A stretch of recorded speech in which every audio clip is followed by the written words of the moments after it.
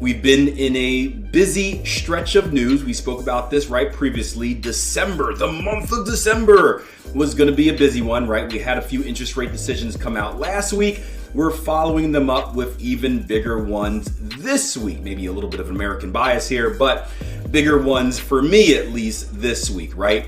We have the Fed, the FOMC, making an interest rate decision here in the US on Wednesday. We have Bank of Japan happening on Wednesday as well. And we have Bank of England on Thursday. And there's also sprinkles of other high impact news events, GDP, PMI coming out throughout the week. So keep an eye on your economic calendar and be aware. If you guys are on the platform, I'll update you on a regular basis about what to watch out for, right? We saw that come in handy last week and help keep some of you away from those weird whipsaw type of moves that happen in the market. Let's kind of first talk about what's happening. So with these interest rate decisions, a few things are happening, right? Bank of Japan has switched from kind of the market assuming that we're going to see an interest rate hike to more of a no movement type of deal. So that's something that you need to keep in mind.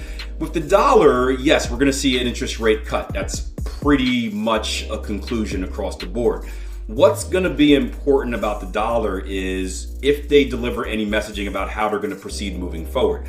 My opinion is that they're going to consider kind of like a wait and see type of approach, especially with new leadership coming in January and new policy that comes with that new leadership. They're probably going to take the safe way and say, well, we'll see, blah, blah, blah, blah, blah, blah, blah, and wait till future numbers come out and blah, blah, blah, blah, blah, blah, blah, blah, blah. That way they're not kind of stuck into any type of decision.